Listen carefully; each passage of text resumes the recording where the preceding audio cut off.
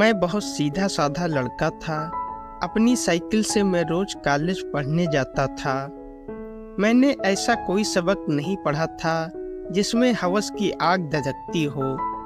मैं जिस्म का पुजारी न था, लेकिन खूबसूरती जरूर पसंद करने लगा था। एक दिन मैं कॉलेज जा रहा था, तभी मेरी साइकिल से एक लड़की की साइकिल टकराई। शायद वह मुझसे आगे निकलना चाहती थी। उसने अपनी साइकिल एक ओर खड़ी की और मेरे पास आकर बोली, माफ कीजिए, मुझसे गलती हो गई। यह सुनकर मेरे दिल की धड़कनें इतनी तेज हो गईं, मानो ब्लड प्रेशर बढ़ गया हो।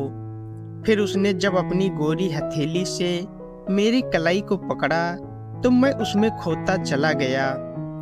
दूसरे दिन वह दोबारा मुझे चौराहे पर मिली। उसने अपना नाम मीना बताया। मेरा दिल अब उसकी ओर खिंचता जा रहा था। प्यार की आग जलती है तो दोनों ओर बराबर लग जाती है। धीरे धीरे वक्त गुजरता गया। इस बीच हमारी मोहब्बत रंग लाई। एक दिन हम दोनों एक ही साइकिल पर शहर से दूर मस्ती में झूमते हुए आगे बढ़ते जा रहे थे। आकाश में बादलों की दौड़ शुरू हो चुकी थी। मौसम सुहावना था। हर जगह हरियाली बिछी थी। अचानक आसमान में काले बादल उमड़ने लगे, जिसे देखकर मैं परेशान होने लगा। मुझे अपनी उतनी फिक्र नहीं थी जितना मैं मीना के लिए परेशान हो उठा था, क्योंकि कभी भी तेज बारिश शुरू हो सकती थी। मैंने मीना से कहा, आओ अब घर लौट चलें। जल्दी क्या है, बारिश हो गई तो भीगने में ज्यादा मजा आएगा। अगर बारिश हो गई तो इस कच्ची और सुनसान सड़क पर कहीं रुकने का ठिकाना नहीं मिलेगा। पास में ही एक गांव दिखाई पड़ रहा है, चलो वहीं चलकर रुकते हैं। गांव देखने में नजदीक जरूर है, लेकिन उधर जाने के लिए कोई सड़क नहीं है। पतली पगडंडी पर पैदल चलना होगा। अब तो जो परेशानियां सामने आएंगी बर्दाश्त करनी ही पड़ेंगी, मीना ने हंसते हुए कहा। हमने अपनी चाल तेज कर दी, लेकिन गांव की पतली पगडंडी पर चलना उतना आसान न था। अभी हम लोग सोच ही रहे थे कि एकाएक मूसलाधार बारिश होने लगी।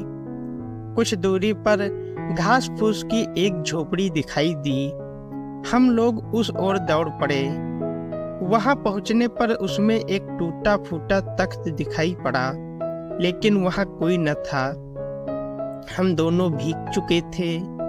झोपड़ी में शरण लेकर सोचा कि कुछ आराम मिलेगा, लेकिन ऐसा कुछ भी नहीं हुआ।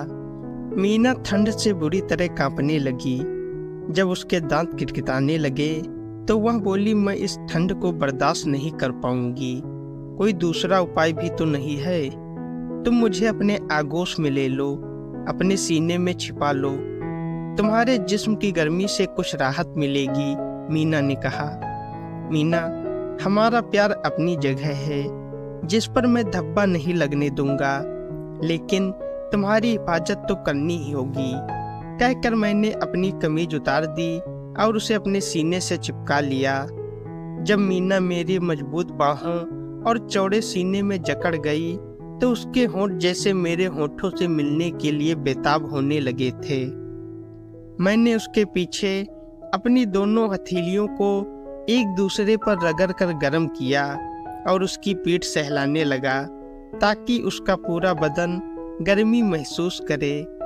तब मुझे ऐसा लगा जैसे गुलाब के कोमल पंखुड़ियों पर ओस गिरी हो। मेरी उंगलियां फिसलने लगी थी।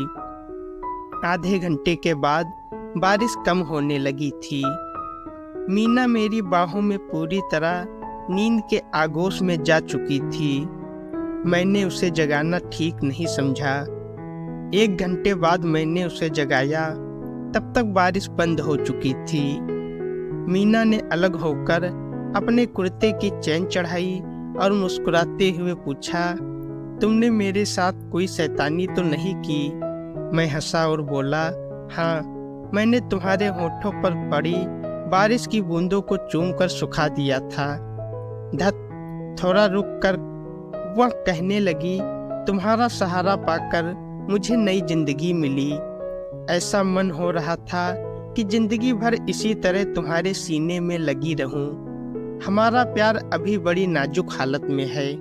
अगर हमारे प्यार की जरा सी भी भनक किसी के कान में पड़ गई तो हमारी मोहब्बत खतरे में तो पड़ ही जाएगी और हमारी जिंदगी भी दूभर हो जाएगी। मैंने कहा, मीना बारिश बंद हो चुकी है, अंधेरा घिरने लगा है। अब हमें अपने घर पहुंचने में बहुत देर हो जाएगी। तुम्हारे घर वाले चिंता कर रहे होंगे, कहीं हमारा राज न खुल जाए। तुम ठीक कहते हो, हमें चलना ही होगा।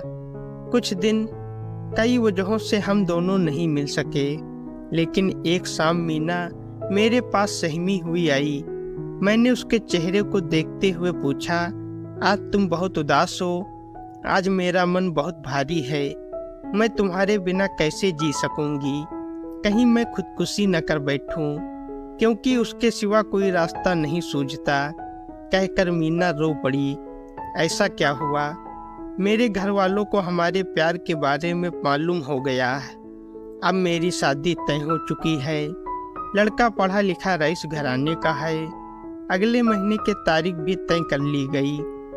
अब मुझे बाहर निकलने की इजाज़त भी नहीं मिलेगी। मीना रोते हुए बोली, तुम्हारे घर वाले जो कर रहे हैं वह तुम्हारे भविष्य के लिए ठीक होगा। मेरा तुम्हारा कोई मुकाबला नहीं। उनके अरमानों पर जुल्म मत करना। हमारा प्यार आज तक पवित्र है, जिसमें कोई दाग नहीं लगा। समझ लो कि हम दोनों ने कोई सपना देखा था। यह कैसे होगा? अपने आप को एडजस्ट करना ही पड़ेगा। मेरे लिए कई रिश्ते आए, पर मैंने किसी को पसंद नहीं किया। उसके बाद मैं तुम्हें अपना दिल दे बैठी। अब तुम मुझे भूल जाने के लिए कहते हो। मैं तुम्हें बेहद प्यार करती हूँ। मेरा प्यार मत छीनो। मैं तुम्हें भुला नहीं पाऊंगी। क्या तुम मुझे तड़पते देखते रहोगे? मैं तुम्हें हर कीमत पर हासिल करना चाहूंगी।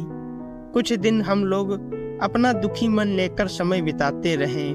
किसी काम को करने की इच्छा नहीं होती थी। मीना की माँ से उसकी हालत देखी नहीं गई। वह इकलौती लाडली थी।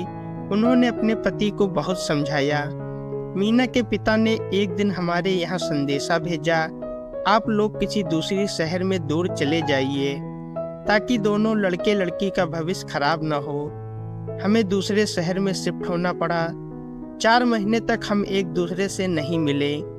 5वें महीने मीना के पिता मेरे पिता से मिलने आए और साथ में मिठाई भी लाए।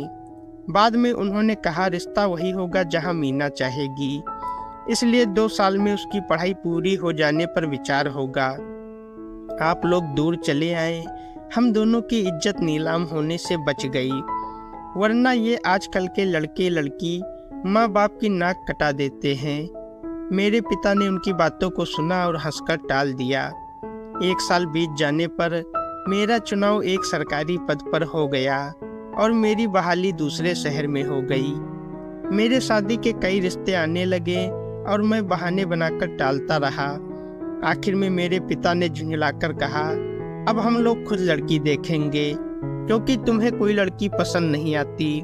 अगर तुमने हमारी पसंद को ठुकरा दिया तो हम लोग तुम्हें अकेला छोड़कर चले जाएंगे। मुझे उनके सामने झुकना पड़ा और कहा, आप लोग जैसा ठीक समझे वैसा करें, मुझे कोई ऐतराज नहीं होगा। शादी की जोर शोर से तैयारियां होने लगी, लेकिन मुझे कोई दिलचस्पी न थी। बारात धूमधाम से एक बड़े होटल में घुसी, जहां बताया गया कि लड़की के पिता बीमार होने के चलते द्वार 4 पर नहीं पहुंच सके। उनके भाई बारात का स्वागत करेंगे। लड़की को लाल घाघरा चोली में सजाकर स्टेज तक लाया गया, पर उसके चेहरे से आंचल नहीं हटाया गया था। लड़की ने मेरे गले में जयमाला डाल दी और मैंने उसके गले में। तब लोग शोर करने लगे, अब तो लड़की का घूंघट खोल दिया जाए ताकि लोग उसकी खूबसूरती देख सकें। लड़की का घूंघट हटाया गया, जिसे देखकर मैं हैरान रह गया। उसकी आंखों से आंसू बह रहे थे, मानो उसे जबरदस्ती बांधा गया था। मैंने एक उंगली से उसकी ठुड्डी को ऊपर किया। उसकी नजरें मुझसे टकराई। तो वह बेहोश होते होते बची।